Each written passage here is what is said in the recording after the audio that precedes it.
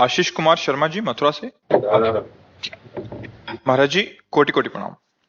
महाराज जी, भगवान श्री कृष्ण ने अर्जुन को विराट रूप के दर्शन कराए व उन्हें दिव्य दृष्टि प्रदान की एवं माता यशोदा जी को ब्रह्मांड के दर्शन मुख में कराए। तो मेरा प्रश्न है कि ये दिव्य दृष्टि है क्या? वो दोनों को दर्शन होने के बाद ये देखकर पहले डर क्यों लगा? पार्थिव दृष्टि को समझ लो तो दिव्य दृष्टि समझ जाओगे। पार्थिव दृष्टि किसे कहते जानते हो?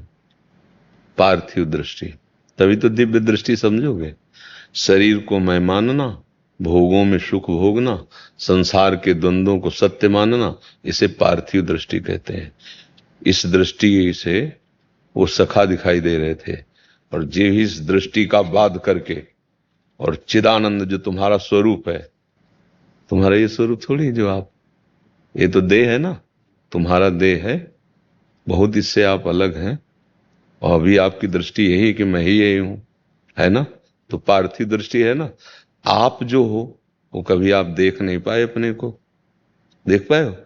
कभी मन को आपने किसी सूक्ष्मदर्शी से, किसी यंत्र से किसी देखा हो?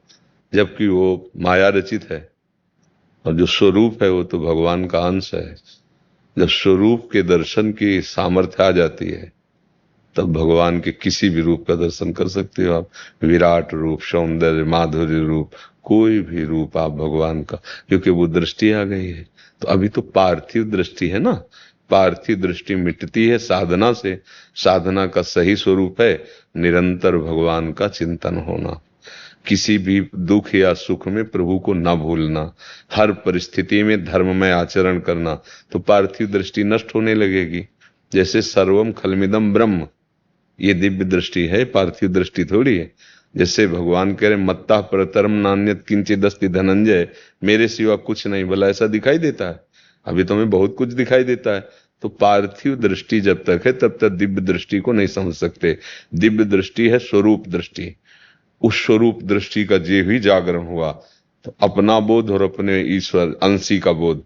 आप चाहे जो विराट देखो, सूक्ष्म अणु अणियान महतो महियान, वो चींटी के भी हृदय में आराम से चौड़े से सो रहा है, और वो इतना विशाल है कि अनंत ब्रह्मांड उसके एक रोमकूप में है। दिखरावा माते तिन अद्भुत रूप प्रचंड, रोम रोम प्रति लागे कोटि कोटि ब्रह्मांड। ये दिव्य दृष्टि। अणु अणियान महतो महेयान, महान से महान वही है, छोटा से भी छोटा, सबसे छोटा भी वही है। सब उसमें समाये हुए हैं, वो सब में समाया हुआ है। यही दिव्य दृष्टि है।